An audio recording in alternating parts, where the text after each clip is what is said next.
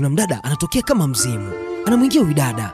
Mara huyu dada anabadilika, anakuwa kiume, lakini huyu jamaa mkononi ana kisu, inaonyesha kuna jambo anaenda kulifanya. Basi jamaa anaanza kuzipiga hatua. Kufika hapa kwenye hii nyumba, kuna huyu dada ni mjamzito, anaanza kumuita mme wangu, huku akienda kumpokea, lakini jamaa yupo kimya. Ikumbukwe si mme wa huyu dada, bali kuna mdada akachukua sura yake. Kufika kumkumbatia, mara kilio, kamchoma kisu. Lakini wakati huo kuna huyu dada anaona tukio zima, anaamua kuchukua video, kisha huyu dada anaamua kukimbia. Maskini dada huyu anapoteza maisha, kisha jamaa anaondoka. Si muda mume halisi anafika, anashtuka kuona mke wake akiwa amekufa, haamini kabisa. Basi anabaki kwenye taharuki ya hapa na pale.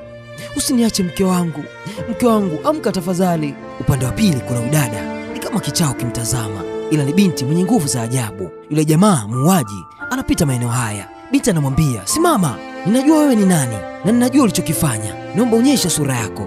Unasubutu vipi kunizuia wewe? Nisikilize wewe binti, sikufahamu, kaa mbali na mimi. Huku jamaa anazidi kuvurugwa. Jamani, msaada! Si muda binti yule alichukua video, anafika akiwa na askari, wanamweka chini ya ulinzi. Anashangaa, haelewi sababu. Askari mmoja anaamua kumwonyesha ile video iliyopigwa na yule binti. Haamini anachokiona ni sura yake, lakini ukweli wote sisi ndio tunajua. Huku binti bado anamwambia ile jamaa kubadili sura yake. Jamaa anaamua kuondoka. Binti anamvarisha cheni ya kitambaa chenye kengere, anabadilika na kuwa yule binti wa kwanza, kisha anamwambia nifuate. Huku jamaa anajitetea, sielewi jamani, hivi nawezaje kukatisha uhai wa mke wangu? Wakati anaendelea kujitetea, yule binti anafika na kuambia, mwacheni huyo, hana hatia. We binti, rudi ulikotoka ukaendelea na kazi zako, ili alikuhusu. Anamwambia huyu ndiye aliyefanya mauaji haya na si huyo mnayemtuhumu. Hivyo binti, unawezaje kubishana na sisi wakati mpaka ushahidi tunao?